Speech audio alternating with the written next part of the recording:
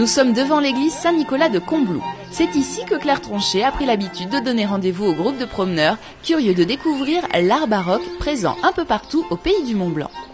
Donc là, un seul volume où tous les regards vont être orientés, dirigés vers le retable du maître-autel qui est ici face à nous.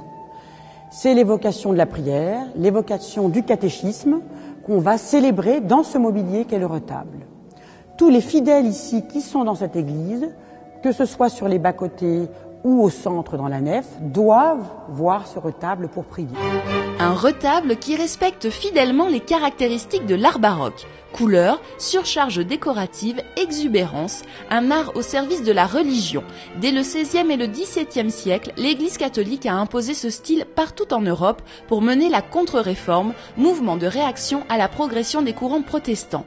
L'objectif était simple, impressionner et restaurer le prestige de l'Église catholique. Je pense qu'il y a 3 critères pour définir vraiment l'art baroque, que ce soit d'ailleurs en musique, en architecture, en histoire de l'art en général, on va dire.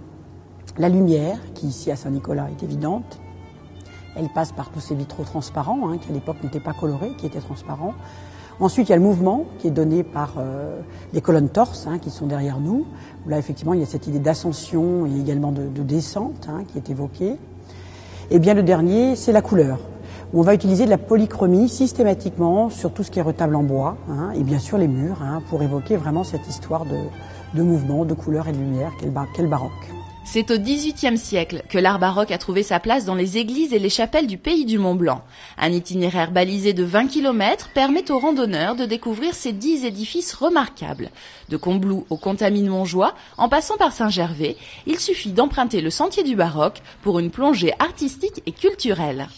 À la fois donc trouver une histoire locale qui s'illustre parfaitement dans nos édifices religieux, que ce soit les églises paroissiales ou vraiment les chapelles rurales, et à la fois une idée justement de la ruralité, de la campagne, puisque les gens se promènent, emmènent le pique-nique, peuvent emmener éventuellement aussi leurs enfants, c'est vraiment quelque chose d'ouvert à tout le monde. Et il y a vraiment ce mélange justement très judicieux, je pense, dans une journée très équilibrée entre la balade et l'histoire locale et la culture locale et le patrimoine. 2 jours de visite guidée seront nécessaires pour ne rien manquer du sentier du baroque. La première randonnée vous emmènera de Combloux à Saint-Nicolas-de-Véros, où l'église paroissiale vous accueillera, arborant fièrement ses couleurs et ses dorures. Alors, la deuxième partie repart donc de cette église paroissiale, qui était un lieu de rassemblement, exactement comme l'église de Combloux. Et puis ensuite, on file vers un autre village, les Contamine-Montjoie, qui ont également 2 églises à vous proposer.